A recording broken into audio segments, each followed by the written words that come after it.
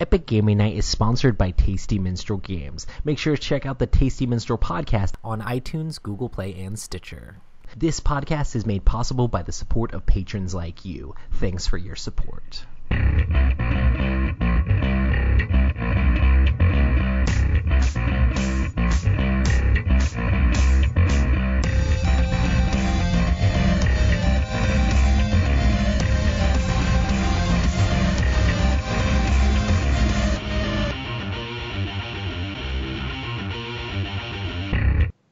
Welcome to the Epic Gaming Night podcast, a podcast about the stories and relationships board games create. I'm your host, Roy Kennedy, and with me today is a special guest, Mark Streed. What's going on, man? Hey, how's it going? Thanks for having me on the show, man. This is awesome. Yeah, for sure. So Rob and Matt both are actually out of town this week. Wow. So Just left you all by yourself. I know, and me and Mark are like this. We're so tight that right. I just texted Mark. I was like, "Hey, Mark, I need somebody to come on the show," and he's like, "Absolutely, doing it. I'm in." Literally, first person I texted said yes. So you're the best.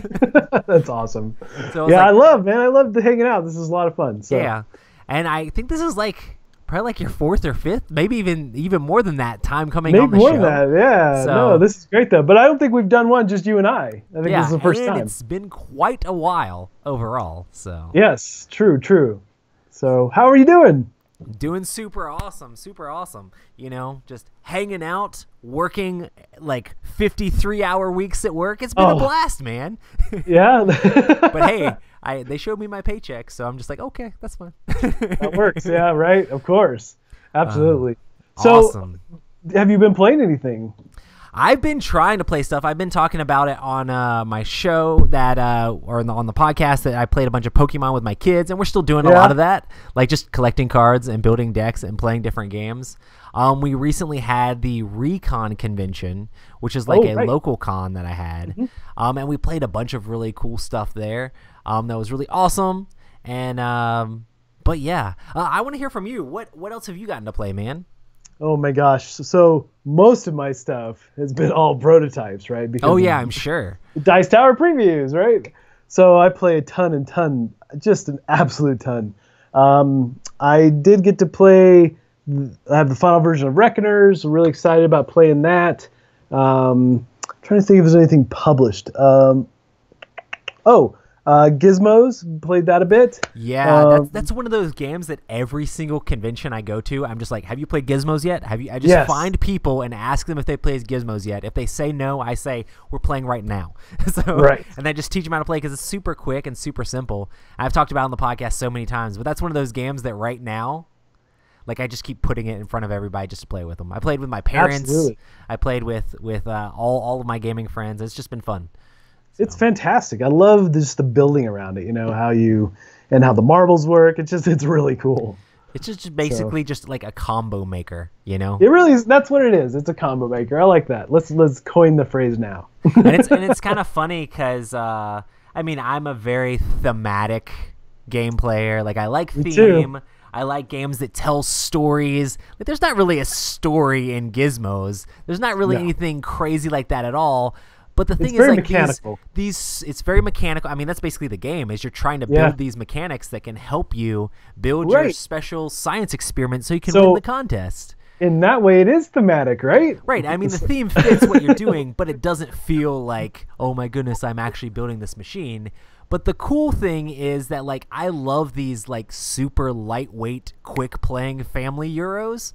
Like the Century Spice Road games and like games like that where it's like, or Ethnos, where it's just like, okay, it's really just about like gaining points and doing things. But the fact that they're so quick and so like instantaneous, it kind of like switches where I love thematic games, but then I also really enjoy these games too, even though they're just like grabbing points and trying to do the best. It's still really cool. I agree.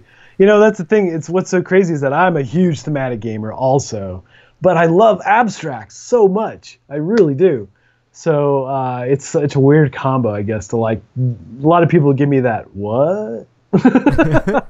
I'm like, I don't know. I would love to have huge thematic games that have got abstract components within them, something like Mansions of Madness, right? Oh, yeah, the puzzles and all that, right? That kind of thing. So I like that a lot. And I've been doing a lot of, let's see, oh yeah, House of Danger. I played that on Caffeine with the audience, and that was awesome. That was such a good game to play in a broadcasting or streaming environment. Really worked well. And folks really loved it. And lately what I've been trying out is we've been playing Mysterium, the digital version, because I'm playing solo. We played that on our stream, and wow, people just love it. And they jump in, everybody's helping me with clue. What do you think? What about this card? And that game works so well in a streaming environment. So where everyone can chime in and help make decisions. So that's a lot of fun. Other than that, though, it's been all about prototypes. I've played so many all the time. And this week is great because I actually had some lag between September and October.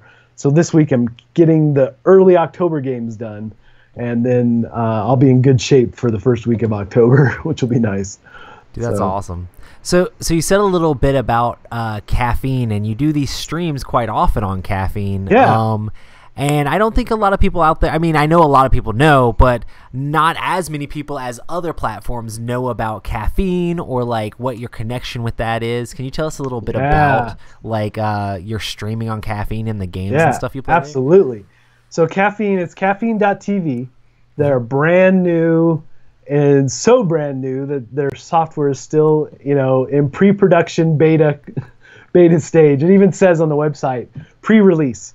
And it really, it's interesting because I'm on the ground floor and I'm one of their main streamers. If you go to their homepage right now and you're not logged in, you'll see me in the rotation. Nice. It's pretty cool, actually. So a bunch of guys from Apple broke off to start this new thing. And now they have a new partner, which is 20th Century Fox, who invested $100 million into this. So they're poised to make a big run at the other people that are. Yeah. So I feel really privileged to be on the ground floor of this thing, and I do all kinds of stuff. So I have tons of giveaways for one because publishers are supporting us like crazy, and cool stuff. They gave me a bunch of certificates to give away, gift certificates. So that's super cool. So I try to do that as much as possible, give away games and so forth. But we do game nights. We do game days, like tomorrow, for instance. I have Sean Brown from Mr. B Games. He'll be here in the studio, and we'll be playing Forbidden Games, their next release, which is Extraordinary Adventurers at Pirates. So we're going to be playing that. He's going to actually be here teaching me the game so I can do a Dice Tower preview for it. So we're going to stream that. Yeah, it's pretty cool. So we do game days, we do game nights, we do hangouts. My hangouts are pretty fun because I build Legos. Oh yeah. I saw like. So this is the current build. We're building the special edition TIE Fighter, which I'm pretty excited about. So I build that on the stream, and we just hang out and talk about games or pop culture, whatever. I just figure if I'm going to sit here and chat with folks, you might as well do something, right? Yeah. So, and then we do lots of solo games, like Mysterium, the digital version. I'm looking at other digital board games that would work well, like Pandemic. I'll probably try that as well. I know when streaming board games, people always correct you on rules. When you're streaming building Legos, do people ever tell you put a piece in the wrong place? Yes, actually. And what's so funny about that is that I have the book set up so everybody can see where I'm at in build. And when I used to build off camera, it would be no problem. I'd build no errors. But now when I'm chatting with folks, I make errors all the time. That's awesome. It's crazy. But I really like, and people what's funny is I was really surprised that people will tune in and say, "Oh, you don't have to talk or say anything. I just like to have you on in the background. It's relaxing." I said, "Okay, thanks." Well, as a streamer, you try to be entertaining at least. That's what I said. Otherwise, it's just you. It's like I guess it's like ASMR of like ruffling Lego pieces. Yeah, is that your new genre on? That's my new genre. Just ruffling pieces. Now I try to engage folks. We try to talk about whatever the latest thing is, the games we've been playing or movies we've seen or whatever. Oh, nice. So it's really fun, and I love I was never really a big streamer to begin with, and then this thing came along. I'm one of their featured streamers, and the community there is phenomenal, and the people I work with at Caffeine is just really, they're fantastic people, and even their resident in-house big dog, his name is Zan, the main guy who streams for them. He's just phenomenal. He's a hoot. He's like he's an actor that they got to do this for them, and he does voices. And he does like, crazy characters, and he does like, okay, tonight we're gonna do dramatic readings of songs, and so he'll have people submit songs, and they'll do a dramatic reading of the lyrics, things like that. It's just a lot of fun. And then they've got people on there that are doing like, her name is Coco, and she's like a registered therapist, and she helps people out and has long therapy sessions. That's awesome. How to be positive, and she's super, and everybody that I've dealt with there has been super supportive. And every time I jump into a stream, they're like, "Hey, it's Board Game Corner. You guys have all got to follow him." It's really awesome. So Chat says that you are the Bob Ross of the gaming world. And Adam says, "Happy little Legos." Happy little Legos. I'm gonna have to use that now. I'm absolutely using that. You just need to get some crazy hair going on. Actually, it's funny you say that, because I've had so many people come to the stream, even when we play games and I'm getting excited. They're like, "This is awesome. It's super relaxing. I love hanging out here." And I'm like, good. That's what I want it to be. I don't want it to be a pressured thing. I want people to feel like, hey, I'm just hanging out across the table from you, kind of thing. So yeah, it's just been really fun. So I never thought I would be that kind of broadcaster, but I love it. Love it. It's so much fun. That's awesome. Awesome. I'm glad that it's like working out super well, and I'm definitely super excited for all that stuff. Caffeine seems really cool. It's really cool. I mean, they've really done a good job so far, and I can't wait to see where it goes. And being on the ground floor is pretty exciting. So sweet. Absolutely. So you do like tons and tons of Kickstarter previews for the Dice Tower. That's pretty much like, I mean, you do the Caffeine thing, but you also do lots of Kickstarter previews. Are there any specific games that we need to keep our eye out for that are on Kickstarter right now, or previews that you're currently working on? Ones that, there were a couple that just finished that I really, really liked. I mean, I have, I've turned down a total of 8 or 10 now that just weren't good fits. And over the last year of doing these, we've done 125 or 130 Holy now. Smokes. I didn't realize it was that high. That's insane. It's crazy. Yeah, I couldn't believe it either. And Lindsay, our new marketing manager, was telling me, "Oh yeah, I put it in the sales guide, and this is how many we've done." I'm like, "What?"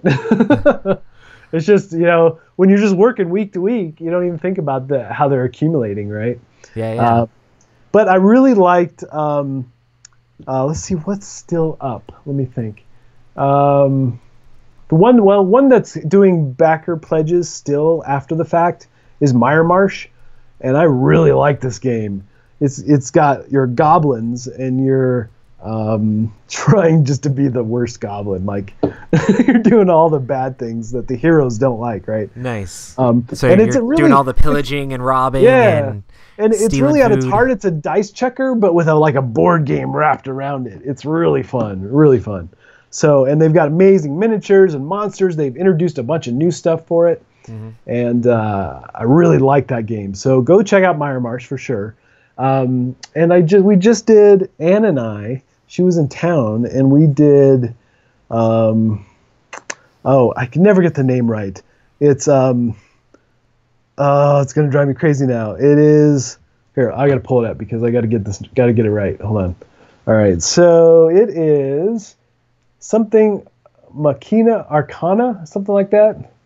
So it is this really cool mix of steampunk and like Cthulhu mix, and it's this crazy hugely story-driven experience where you're in this underground, subterranean, never before seen cavern, and you're all working. Usual agent. Gremlins. I don't know. How did I drive them away? I don't know. Okay.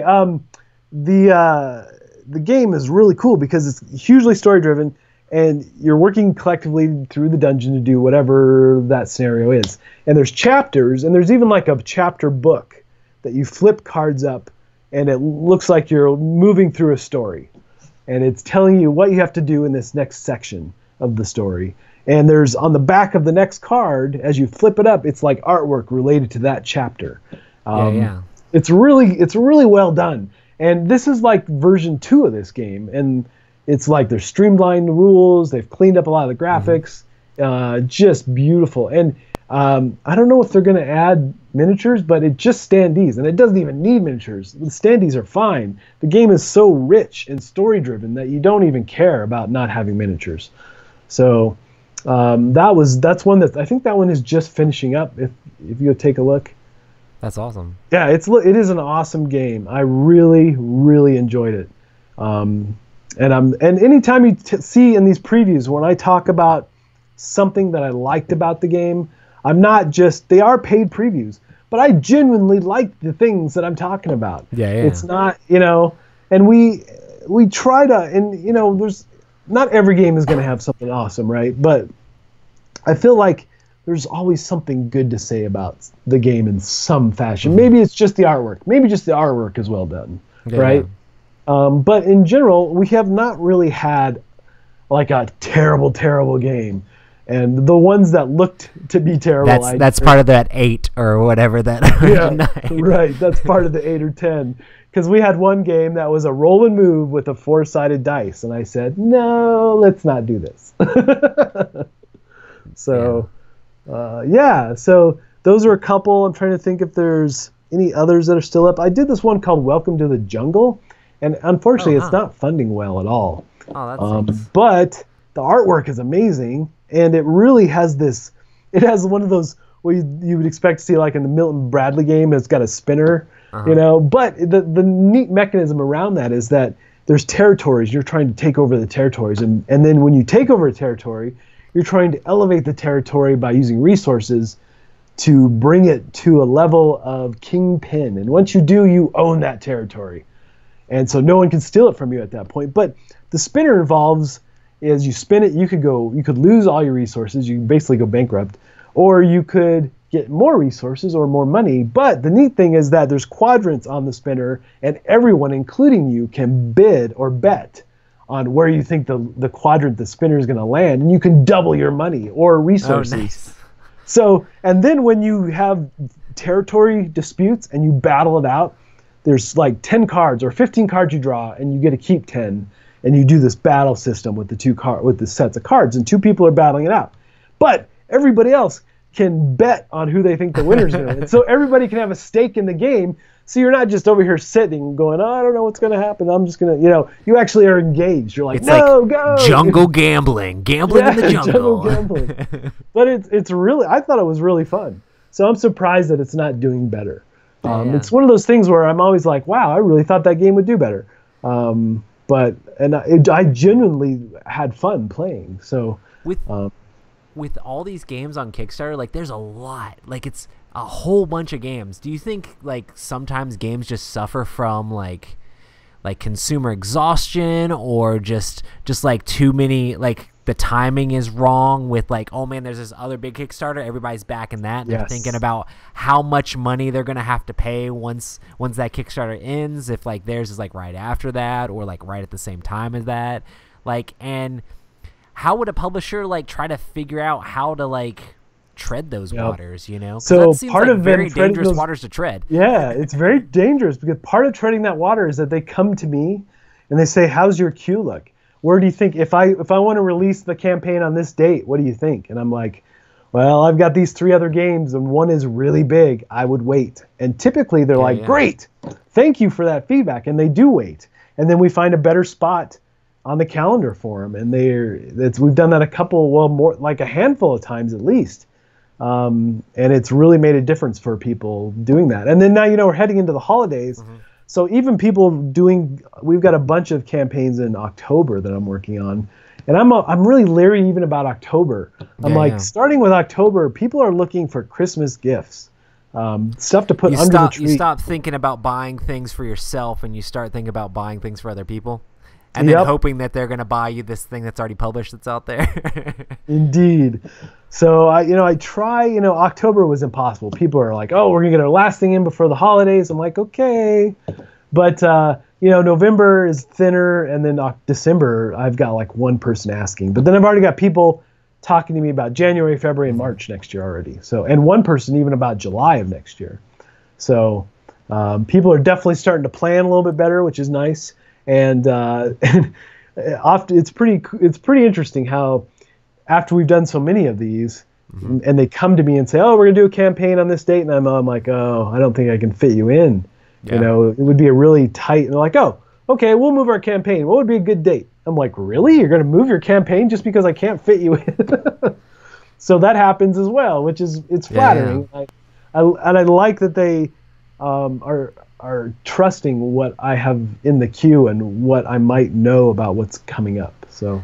Yeah, I mean, I feel like even as a consumer, like sometimes it's like, I mean, there's only so much funds to go around for everybody, and it's just like, wow, this huge game's on there, and that huge game's on there, and that huge game's on there. If you have a game that isn't as grandiose or as crazy looking, it might just fall by the wayside just because people's wallets can only handle so much. So it's kind of interesting that, I mean, I'm sure, it's just a thing that publishers are going to have to take into consideration. Yeah. Try to figure out, like, when is a good date? Because, like, once one's done, the next one's coming up, and then the next one after that. It's like, it's hard to figure out how to fit something in there. Yeah, and I'm sure for them, it's, treading. Like, we had one campaign for Mr. B Games that they released right after Gen Con. I'm like, oh, are you sure you want to do that? Are you sure? Yes, right. So I had the video go up the day after Gen Con. And they funded like crazy with that game. And I would have thought, no, that's just not going to go. Just too close to that big convention. But it did really, really well for them. So, so I don't always hit it. But you would think, right, that right after Gen Con is maybe not the best time. Wait at least a week, right? Yeah. Pasquale in chat wants to ask you, is there a game that you believe fits a given niche really well? It seems that you can appreciate different games that give different purposes or whatever. Examples, Munchkin might be good as a filler game. Are there any specific games that you think fit into a specific niche good? That's a great question, because for me, it really is more about the interaction and having people around the table than it is about the game. The game is awesome and is good, and obviously I don't want a bad game, but it does feel to me like it's secondary, right? I want the experience. I want to walk away not really remembering what my hand was in the game, but I want to go, remember that one time when you dropped that one card? And even, those are the kinds of experience that I want to pull away from a game night, right? As far as a niche game, obviously I'm going to lean towards the heavy thematic story thing. And, Mansions of Madness is probably one of those that I almost always walk away with a great story from every game I've played. But you're all right. I like lots of different types of games in general. And that's why I'm probably good for these Kickstarter previews, because I'm not going to be like, well, this doesn't live up to, well, that's not what it's about. Does this game hold up on its own? I don't care if it lives up to these 3 other awesome games, right? Can this game be played and can it be fun? And that's what I'm looking at, right? I think games should be able to hold their own, right? It shouldn't be like, well, they duplicated a mechanic in this game that does it better over here. I'm like, okay, great, but did they do it well in what they're trying to do? Yes, they did. So that doesn't mean it's bad, right? So, and I do feel like that there should be, for instance, the one Kickstarter game that we did that we got so much flack for was like Home Builder or something like that, and it's very much a Monopoly looking rip-off type game, you would think initially, but really what you're doing is you're buying jobs that build a home, and you have to put the jobs in order in your grid.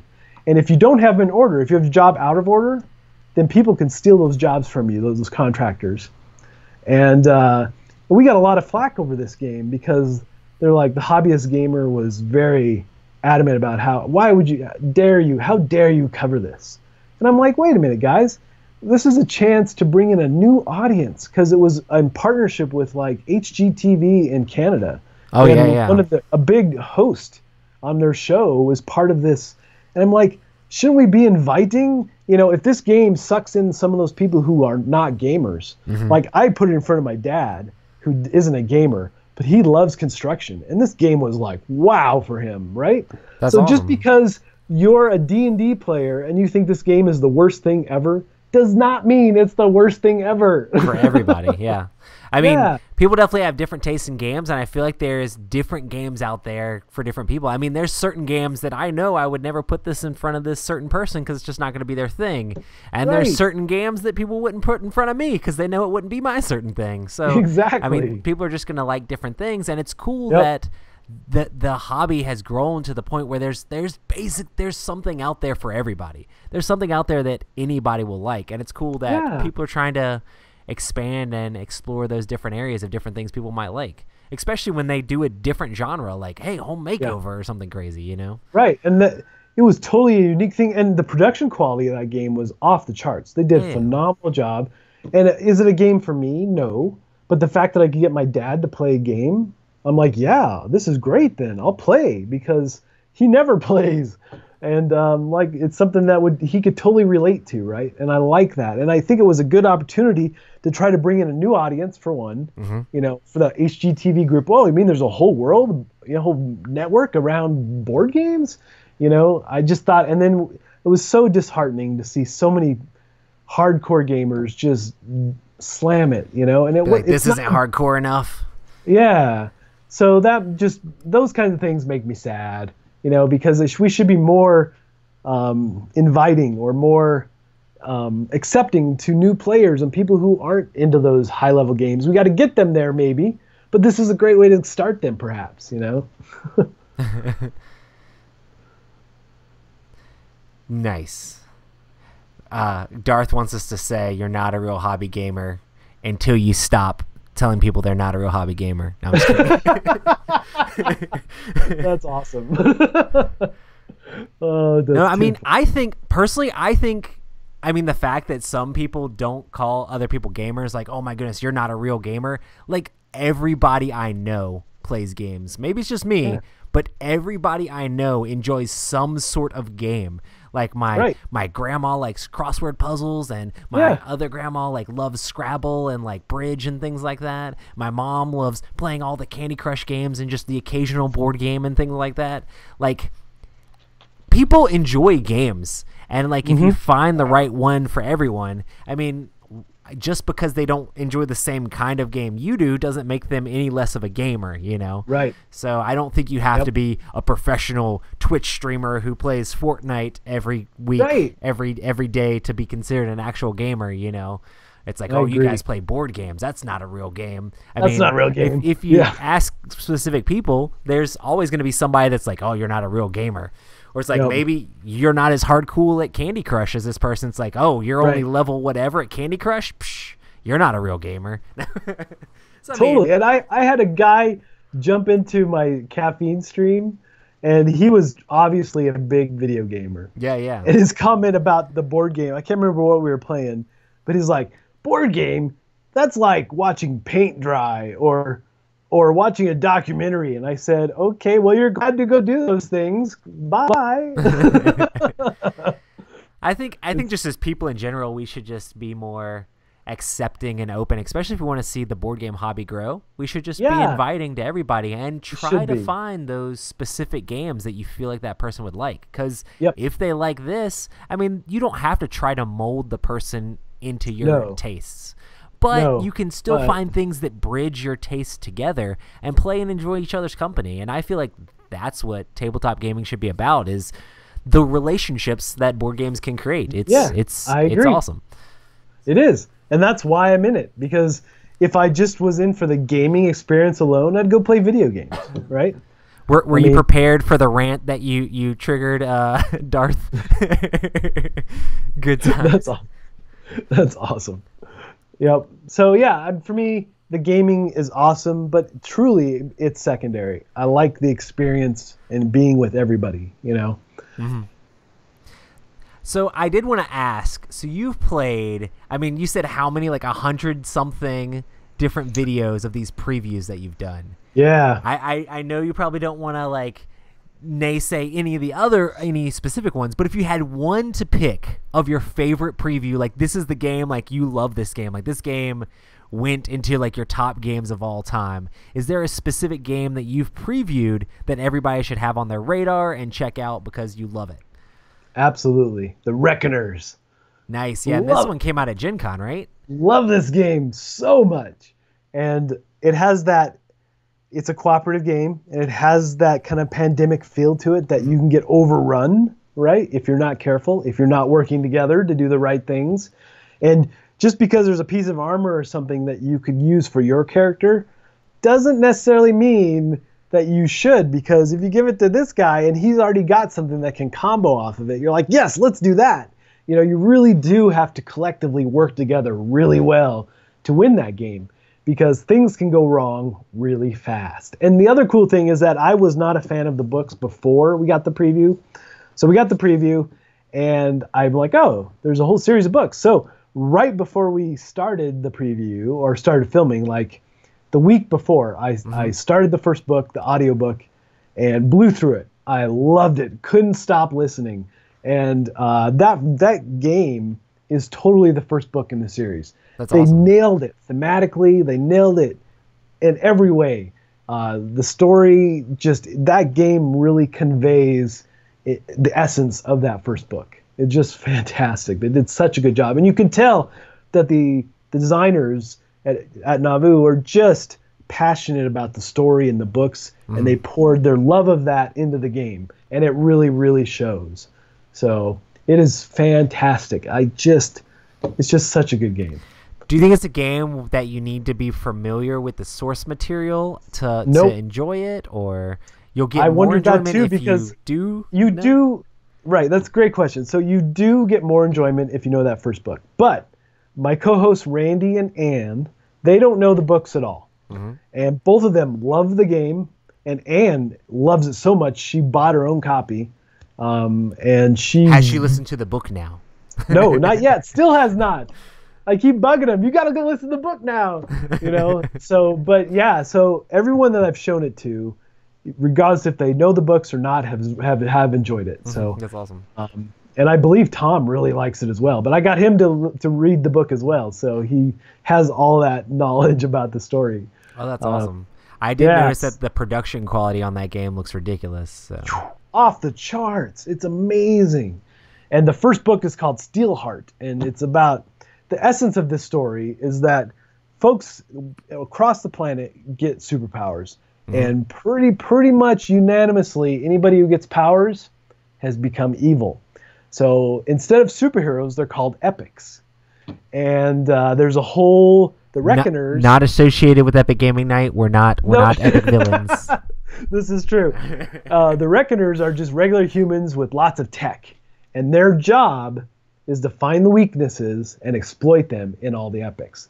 Because all the epics have a weakness, and I don't want to tell you, if I tell you how the weaknesses work, it will spoil the story, so I won't do that. But they all have very unique weaknesses, and when they find them, they're easy to take out, these epics. So it really is a really neat story. You should definitely check it out. That's cool. This is where we plug our Audible sponsorship. No, I'm just kidding. We don't have that. That's right. It is. We don't have Audible sponsorship, so we're not plugging it. Although Audible is the big part of the reason I've lost so much weight, right? Because I walk, and Audible keeps me motivated. I can't listen to the story unless I walk, so it's a big thing for me. That's cool. Now they just need to give you the sponsorship too. I know, that would be phenomenal, right? I'd love to be able to give away. Or you could listen to your audiobook after you write your weight loss book. My weight loss book, yeah. I mean, it's been such a. What would the title of your weight loss book be? Like how to lose weight while playing board games or something like that? Nope, never give up, never surrender. Because I use that all the time. Nice. for related to the weight loss. Yeah, I know since this is like mostly an audio podcast, people can't see Mark, but it's crazy because I have several reviews that we did together, like back before you started like doing all the exercise and calorie counting and stuff. And it's ridiculous. You don't look like I'm so used to seeing this Mark now, but like because I did see like the gradual change in the videos, but when you go back and watch those old videos, like I know it's insane. And it's alarming, actually. We give you endless grief because of how small you are now.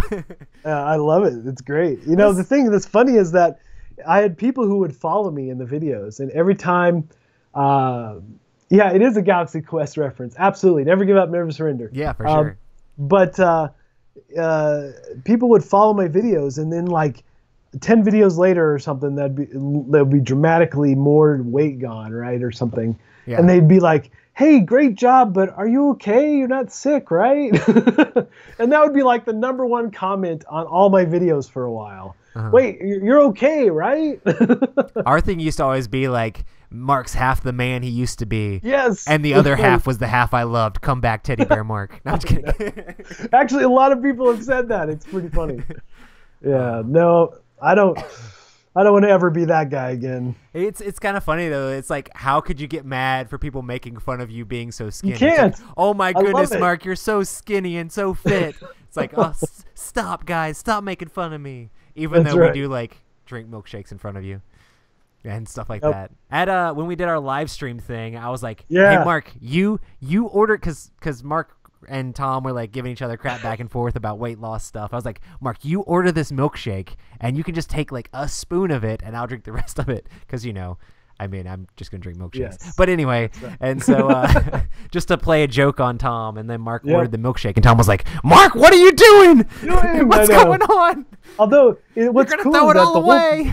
The whole thing is like inspired Tom. I have Tom walking now, and he's watching what he eats, and he's lost like 30 pounds. And you did it all without a calorie counter on your videos. I'm proud of you. I'm just kidding. Yep, that's right. Or weight loss on your weight counter. He's doing a great job though, but he does like I do my walk in the morning. Like, I can do all of it, so I can work the rest of the day. He does like multiple walks through the day for like a mile at a time or something, and he's doing fantastic. So that's just so cool, and I love that. And he's not the only one. I guess there's groups on Facebook that started because of what I've done, and they've had Mark Streed fan club. It's crazy. I've actually had people at like Origins come up and go, "Oh man, we got to get pictures," and because we're part of the fitness group. I'm like, "Great, that's awesome."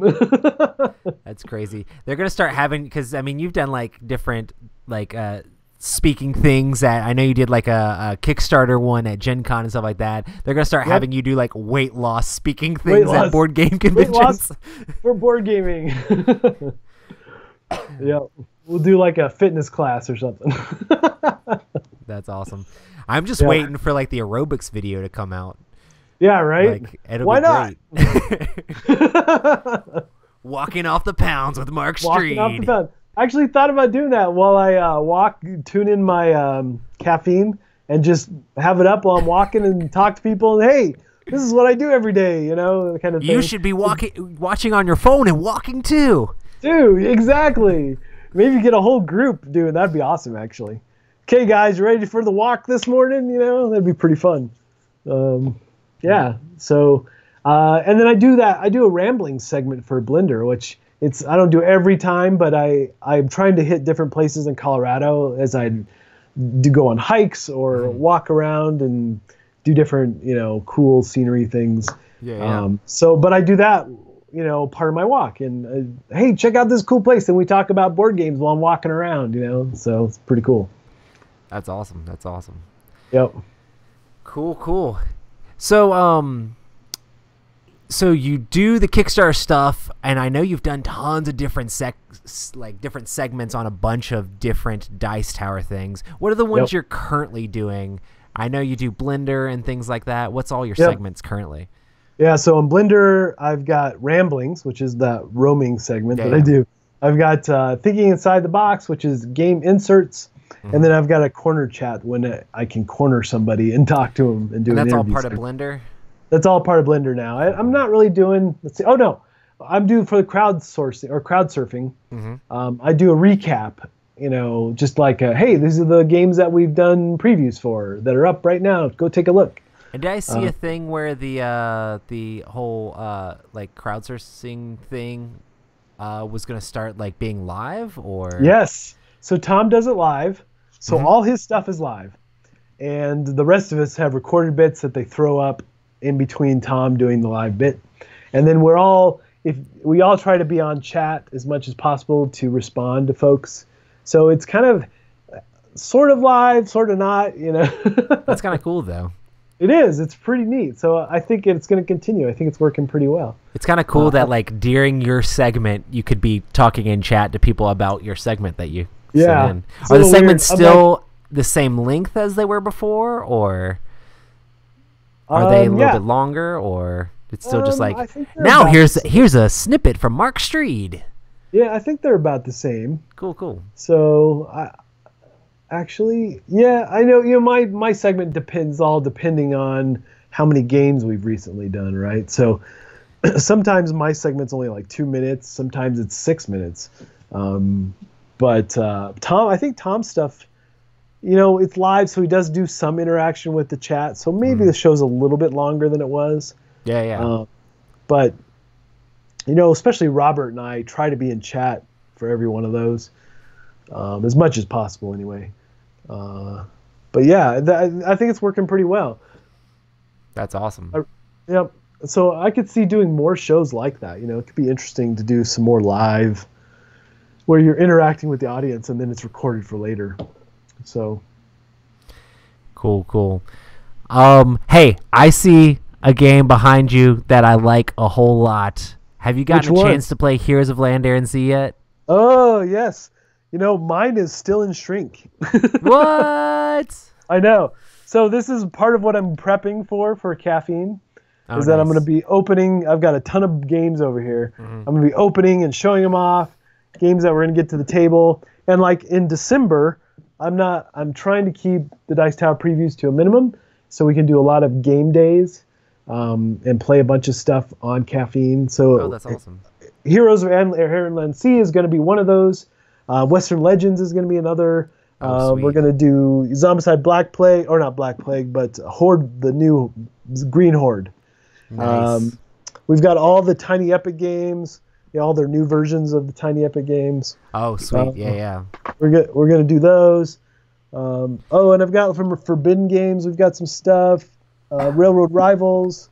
And Dice Settlers, which this was worth talking about. So this was another Dice Tower preview, and it's very much like a Euro-y type game, but using dice and like resources, and it based on cards that are on the table, you're be able to do different things and grow out your landscape and so forth.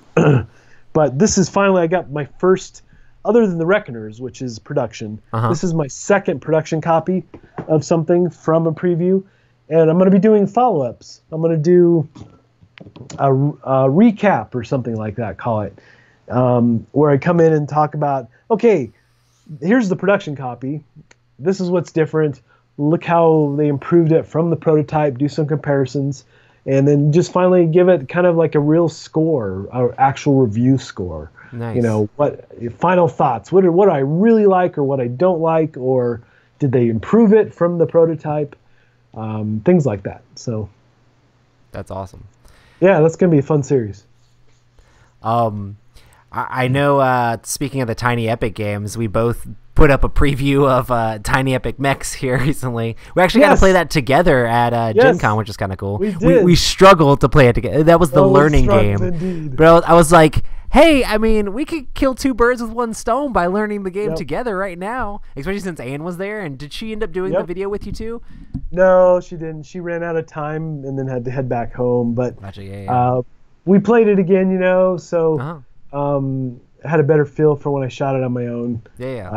But yeah, we got the latest rules, which helped just kind of clarify some things. But I really like it. But I like programmable movement in games. Not everybody does. So, but if that's something you like in games, I think they do a really good job. And obviously, the item meeples That's what I wrapping was the gonna mech say. suits It's so is good. phenomenal. And I'm glad that they're starting to put Emerson's name on the box, because I go everywhere and I always like rag Emerson about it, but like I announce to everyone ever since, because we played Tiny Epic Quest with him, and like literally we played Tiny Epic Quest, like this was our, like you had played it because we were both doing a review together. This was back before you did Kickstarter stuff, so we were doing a review together. So you had got the copy, we were gonna play it, and you were teaching me how to play, and Emerson was there at the same time, and Emerson's like, man, these item meeples turned out really great. I'm like, man, yeah, they're amazing, I love it, it's great. And he's like, yeah, I made these. I was like, what? What? Did you know before that Emerson had made the item meeples?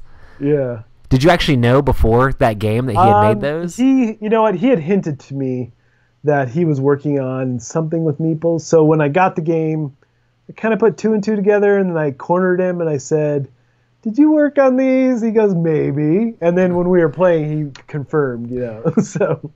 But I don't know if he's like super stoked about me telling everybody, but I think everybody needs to know, because it's like, oh, everyone needs to know, because that was totally an Emerson thing. Absolutely. Especially at this point, because it's so funny.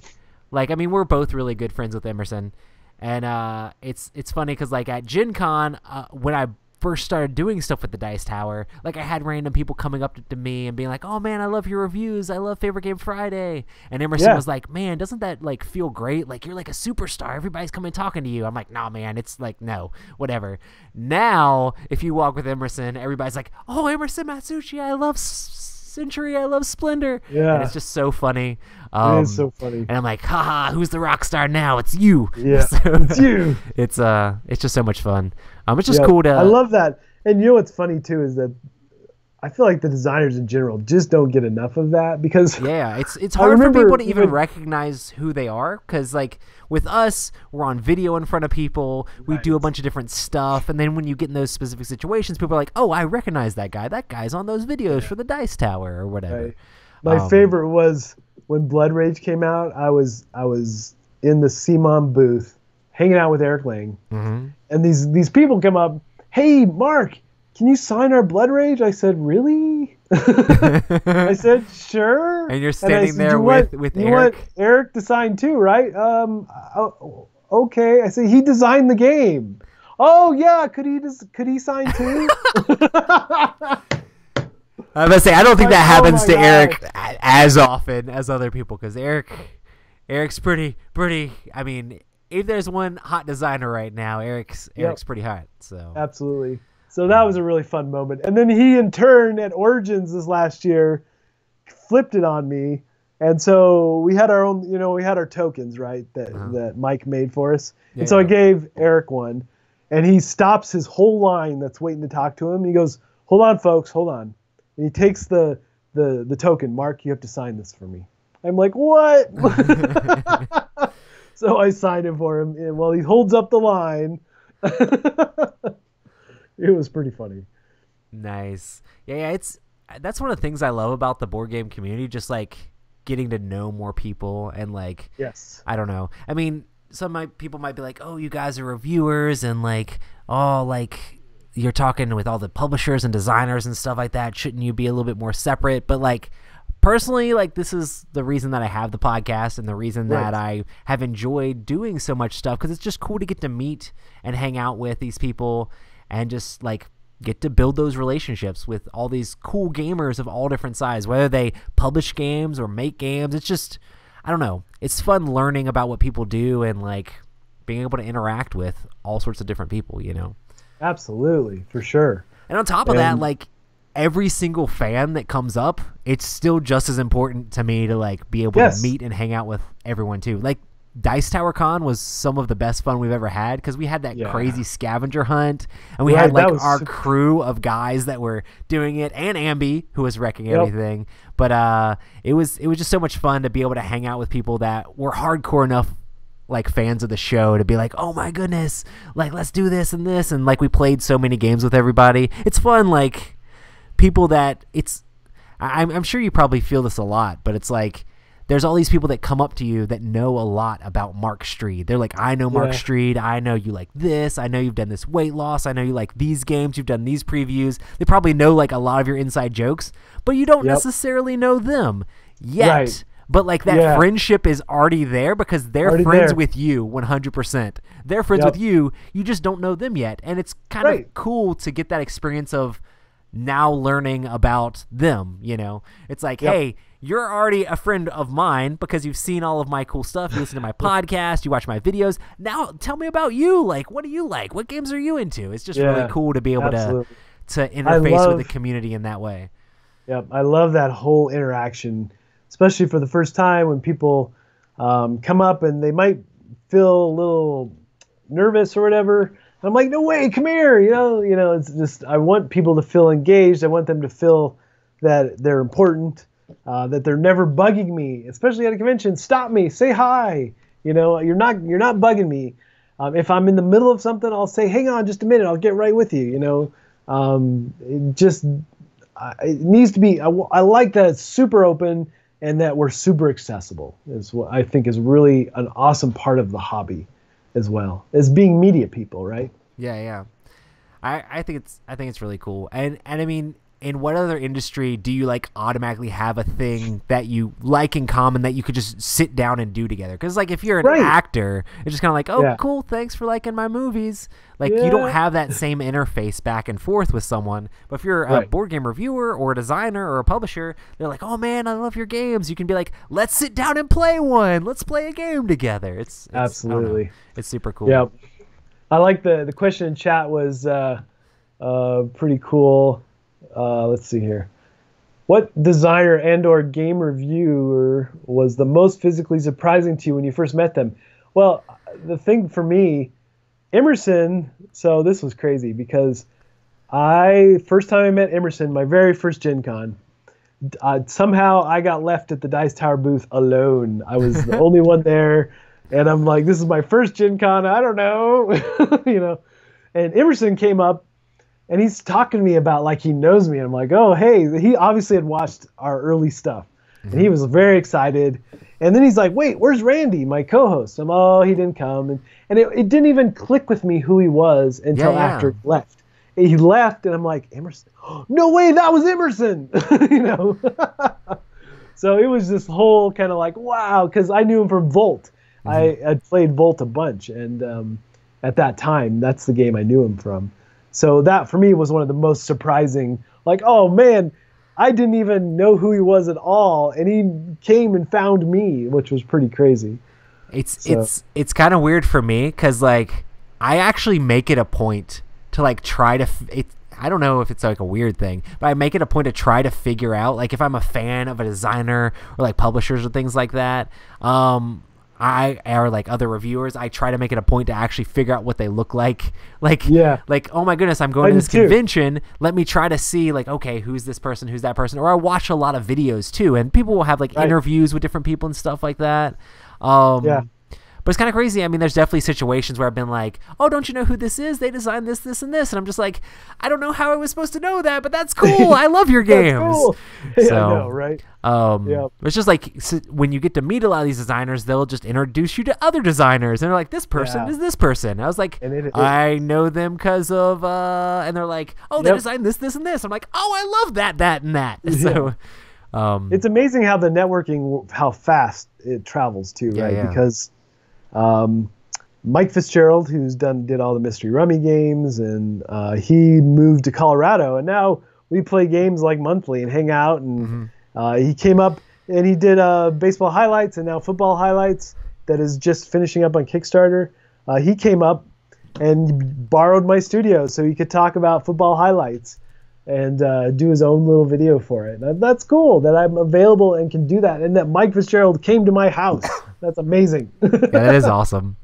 It's kind of crazy though, because people do get that whole podcaster thing. If there's people that like specifically all they do is podcast, and they have like for their Twitter handle, they have like their image of like their brand image. It's like you just have no clue what they look like.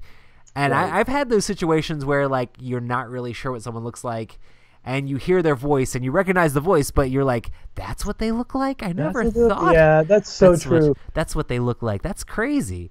Yeah, that happened with me, Secret Cabal, Jamie. Yeah, I feel like the same thing happened with me a little bit too. Yeah, and the crazy thing is that he knew who I was because I was all video, right? And I had never really seen him. and he's the one that came over to me to say hi. And I'm like, oh, you're Jamie from the Secret Ball. You're like, you look like that? Like, that's what you want to Yeah, say. I had no idea. And it totally was not what I pictured, you know. Yeah. I figured he was this big, burly guy. And wait, are you trying to say Jamie's not a big, burly guy? Come on. No, I'm kidding. It's just not what I had pictured, right?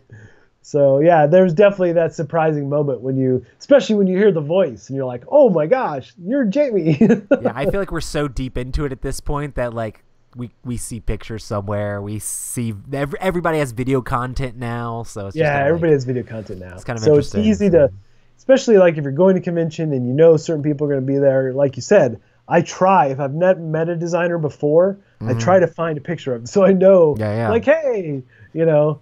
So I do make an effort to connect visually with somebody. I do love that, like the first Gen Con me and Rob went to, Rob went up and asked Bruno Cathala where the restrooms were. And he's like, oh, like in his accent, oh, they're around the corner over there or whatever. I'm like, Rob, do you know who that was? And he's like, I have no clue. I was just asking somebody where the restroom was. I'm like, oh, he's a designer. He designed this, this, and this, and this. And he's like, what? And I'm just like, there's designers everywhere here. He's like, I didn't know. I'm just like, it's kind of funny because it's not that I don't want to be in that situation, but it's just kind of cool. It's like I want to know who I'm talking to. If I'm talking to somebody who made a game or whatever, I can be like, "Oh, hey, you made the thing." I agree. Yep. I don't want to be that guy who, oh, I didn't know who you were. Sorry. Has there ever been anybody you've been like, I don't know, nervous to meet just because you were such a big fan of their work, or just got like, I don't know, nervous when you were approaching them? You know, not in the board game world. Yeah.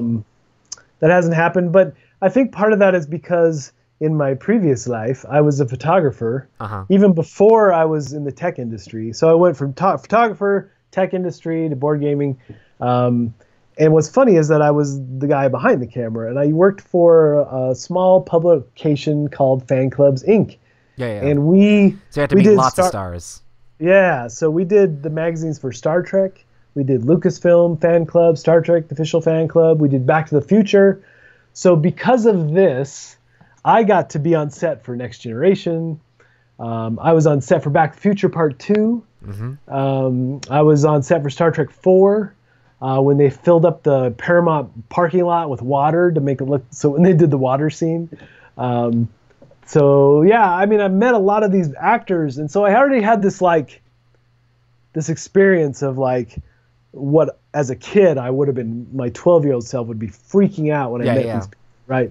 So fast forward to today, I feel like I've gone through that, right? So when I was like, oh, it'd be cool to meet this designer, but I never felt like intimidated or nervous. I was just excited to, oh, hey, I love your stuff, you know, kind of thing. I don't know. I may have had the nervousness if I hadn't had the other experience before. But I think that maybe set me up. And what's funny about that, too, is that I have friends still from those days that they give me a hard time. They're like, what? You're now in front of the camera? And I said, yes, I'm in front of the camera now. That's awesome. So I really enjoy that. And the fact that I've kept in touch with folks from Star Trek and Star Wars, and you know, it's just amazing to me still. I sat in the DeLorean with Michael J. Fox, so I mean, that's awesome. I mean, the board game world is awesome, but it's kind of hard to top that, maybe. But did you travel back in time? We did. It was so funny. So they asked if I wanted to sit in the car, and I said yes. And so I get in the driver's seat. I'm like, wow, this is cool. And I'm looking around. And the door opens up, and Michael J. gets in. He goes, so, flux capacitor? And I said, is it fluxing? So we had that fun exchange back and forth. But yeah, that was a pretty amazing experience, right? So, board gaming. These board game people. No, it's just a perspective thing, right? So I suspect, like meeting Eric Lang the first time, I probably would have been nervous if I didn't have some history with actors and celebrities that I already had in the past, you know. But, you know, and the thing about the board game world that's so cool is that I know a lot of the actors, they're acquaintances. So when I see them at conventions, they're like, oh, hey. And what's funny is that my boss at the magazine, his name is Dan Matson. And he is a little person. So everyone knew me as, oh yeah, you work with Dan. So yes, I work with Dan. So because he was so recognizable and everything.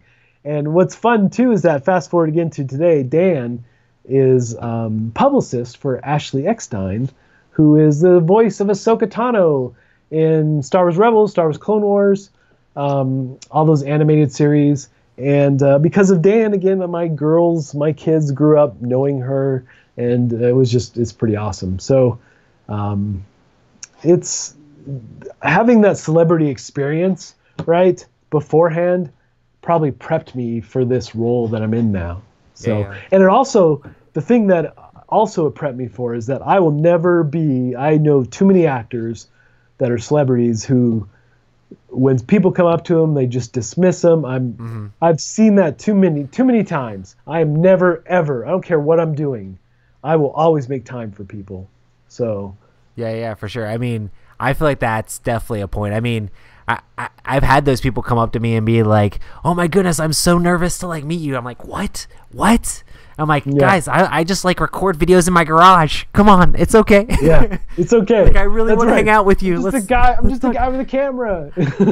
I just like board games as much as you. I just talk about them on video. That's about it. I like to talk about them. I get super excited, and people accuse me of talking over my co-hosts all the time. Are you talking over your co-host, Mark? Goodness. It's just because I get so excited and I can't stop. That's awesome. For me, as far as nervousness goes, I feel like I haven't really had too much of that. But when I met Christian Peterson for the first time, I was just oh my goodness, just because like I'm a huge fan of Twilight Imperium. Like I just didn't know what to say. I'm just like all these other people are trying to go up and talk to him and stuff like that. So I was trying to like not take up too much of his time, but I just wanted to be like, I really like Twilight Imperium. Like, I don't know. I think I said, like, I just want to shake the hand of the man who made Twilight Imperium because I love that game. I'm like, okay, yeah, that was good. Yep. But it's just kind of funny, just like, I don't know. And I mean, turns out, like, Christian Peterson was huge in the board game industry. So it's just it's like, and the thing that's so surprising, with him and, like, again, like Eric Lang, these people that I'm like, oh, hey, I wanted to say hi or whatever. They're like, oh, yeah, I've seen your stuff. I'm like, oh, really? Awesome. So that's pretty cool, right? So there's already a connection because they have some familiarity. Yeah, I think it definitely makes it a little bit easier. Like when you've been in media for a while, or if people are like, oh, yeah, I know about your stuff. And that was one of the things that was shocking to me this Gen Con is like publishers who I'd never talked to before would be like, oh, hey, Roy, what's going on? Like, I love your stuff. And that's kind of interesting. It was like, I get it a lot from the people that I talk to. Obviously, it's like, oh, man, Roy, hey, what's going on? Like, I've talked to these people before. I've done this thing for this person, done this thing. But it's like publishers I've never talked to, like, hit me up and stuff. So it's just kind of like, oh, man, that's really cool. So, I love that, too. And you're just, like, walking through the aisle and a publisher calls out, hey. I'm like, hey, how's it going? I love that. So it's so much fun. I just love, again, the community and the whole board game community is so open and so accessible that you just, you get to hang out with, play games they're playing with Emerson. It's like, wow. And the cool thing is, like, they it's not just because we're board game media people. They'll play games with anybody. So yes, that's what's so cool, right? I love that. And I feel like all of us wish we had infinite time. I feel like dude, what someone needs to do is we need to have a board game retirement home where the super hardcore board gamers go to retire, and it'll help keep us all out of having Alzheimer's and dementia because we're just like so focused on playing games. It keeps our minds young, I love that. I love this idea. That's Tom's next project, or maybe Marty. Marty should start on that now because he's about to move in. Marty, if you're listening, no, I'm just kidding.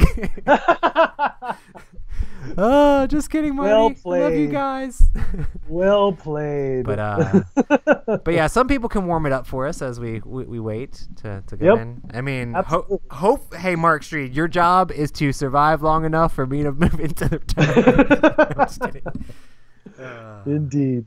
I love it. But yeah, it would be great. Like I've thought about it and been like, man, I don't have any grandparents in a retirement home, but it's like, man, if I did, I'd be like, let's go convert this to the board game arena. Let's teach them how to play all the games. It's like, that would be amazing. Time. It's like, that's the place to be. It's like constant board game convention. Like if it was just always a convention. It's just like just hanging out playing games with everybody, just always.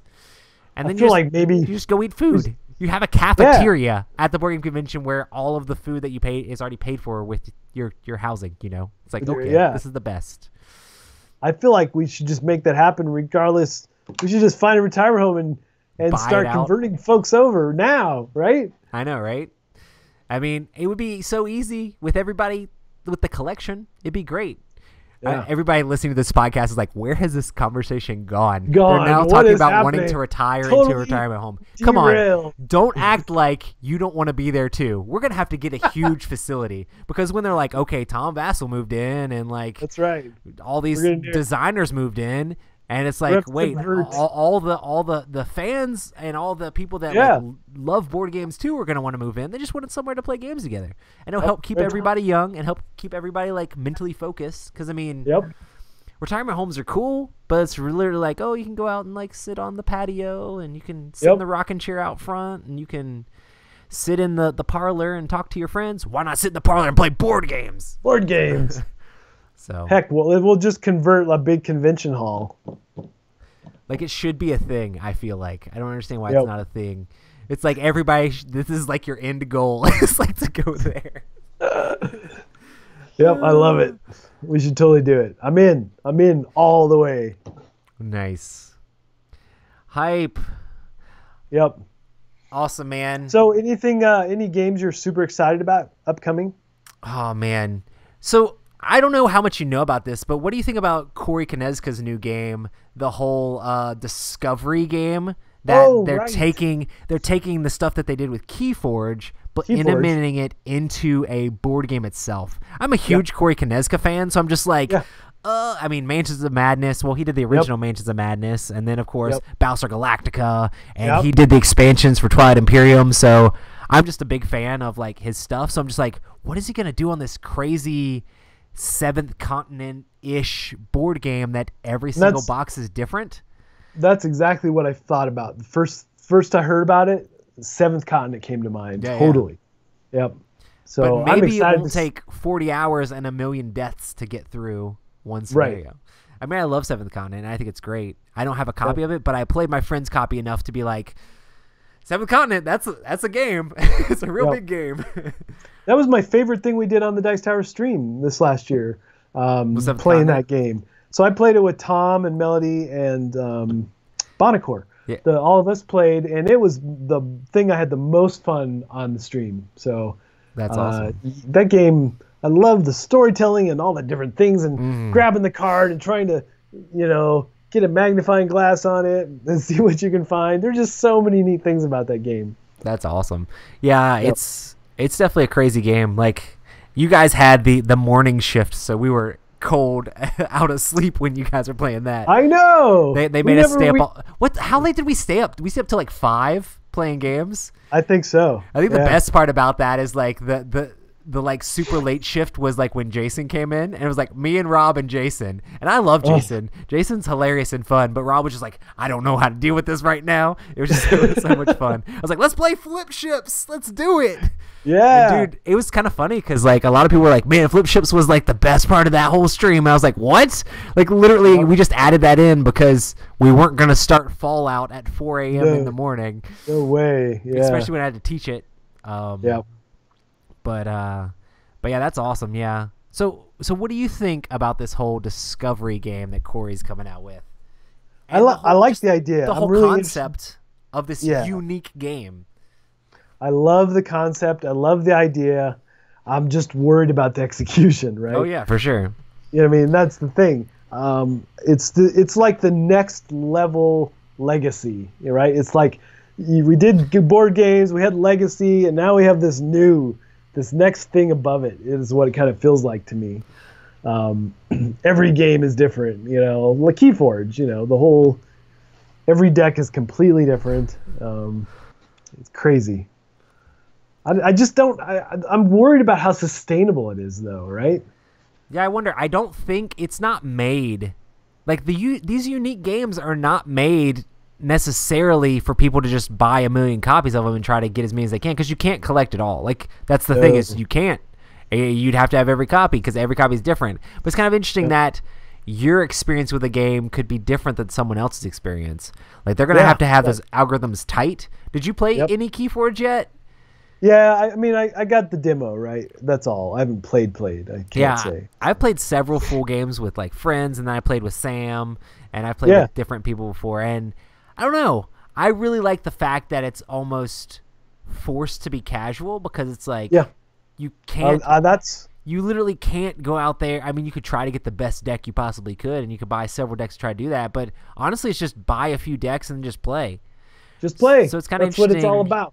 It's kind of interesting when they're going to take that same concept but take it to a board game. It's like the conversations will be really interesting about the game, I feel like. Because it'd be like, hey, we both played through the game. Mark played through the game. We played through the game.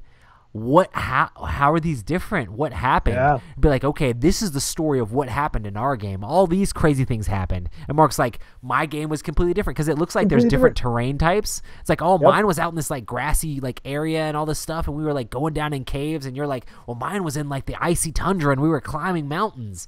It's like, I feel like it'll be interesting to hear like how these games unfold and unlock and all the different things that happen with those. So I agree. Absolutely. I definitely want to see it when it comes out. So I mean, we should do a whole podcast around it, right? And say, no way, in my game we did this, you know? Yeah. And it's like, people can't be like, oh man, spoilers, be like, well, your game's not going to be that.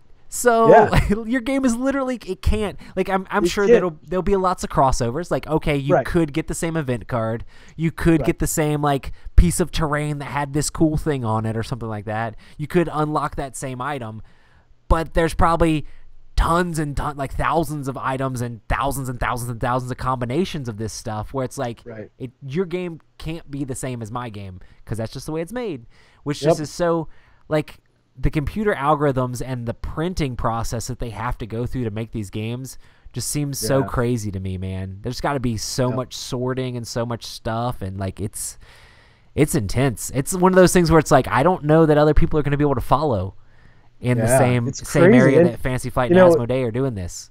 It's like they're taking like a video game like Borderlands, how there's so many different weapons and so many possible combinations, and those weapons are all generated on the fly. That's how these games feel now. Yeah. It's like Keyforge is like generated on the fly, you know? It's really crazy.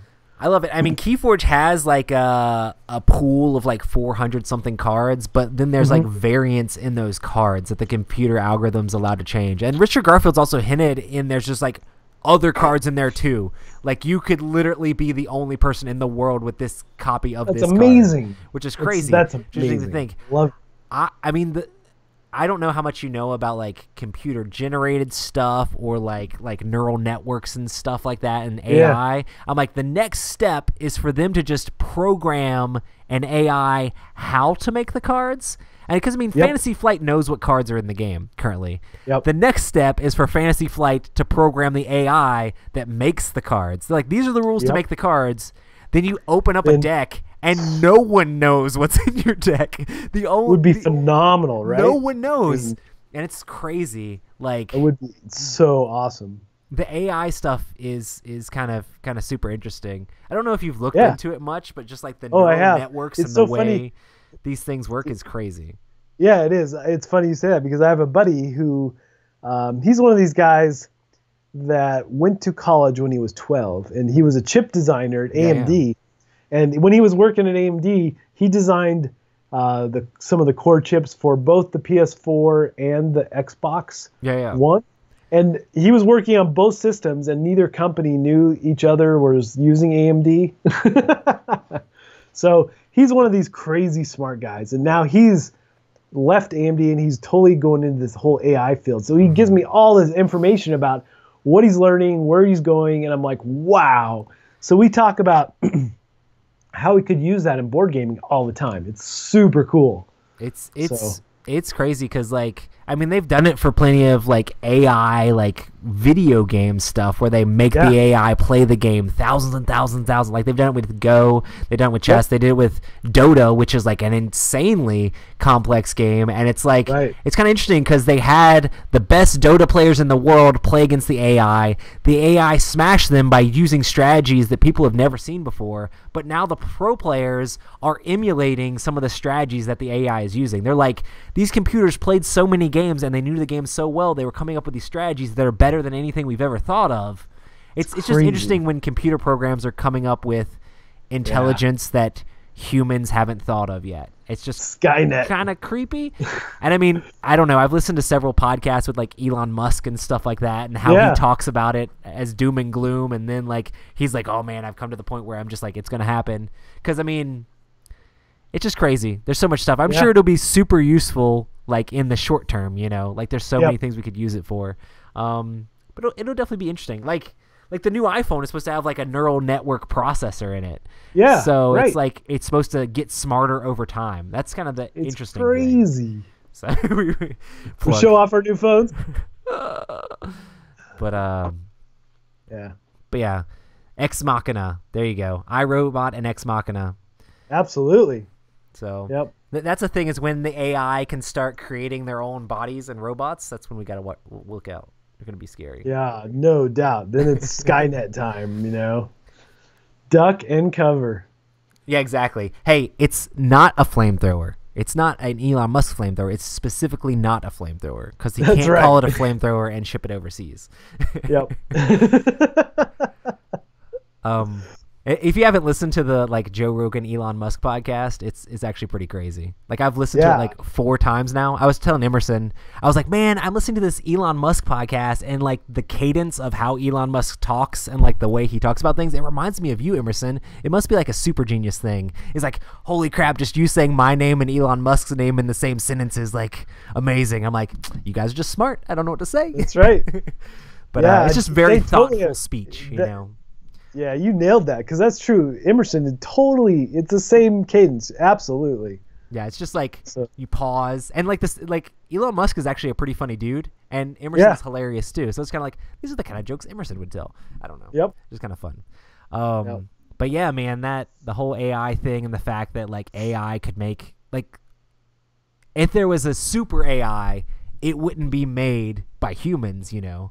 Right. Like the AI itself would be making itself. You know, so we'd have no clue what's going on. Like with the whole Facebook thing, like when they made these AIs and they started like communicating together in a different language, and they're like, shut it down. It's crazy. It's just interesting. It's just interesting. Yep. If Rob was on the podcast right now, he'd just be like, oh my goodness, I'm scared. But right. It's fun. It's an interesting thing about. Emerson and I went and tried, or actually Emerson bailed because he didn't know if he could do it. But after Dice Tower Con, we went to the Disney, what do you call it? Their outdoor shopping area. I forget what it's called. Disney Springs. Downtown Disney. Yeah, down to Disney Springs, whatever it is. Yeah. And they had that new Star Wars thing. Oh, nice. Like the virtual reality thing? Well, it's like VR and AR combined, right? Oh, nice. And so Emerson, we're all geared up. We're going to do it. And he's like all super excited about the technology, right? And then he bails at the last minute. He's like, it's going to make me sick. I can't do it. I'm like, no! And so I had to go do it anyway because there's no way I'm missing that. So is this one where you wear the headset, but then you are also running around at the same time? You are actually moving through the environment. Cool. And the thing that's so amazing, I've done a lot of these things before, right? But what was so amazing is that you're interacting with the environment. You're grabbing real things. And like you go up to the weapons different locker. Than what they actually are?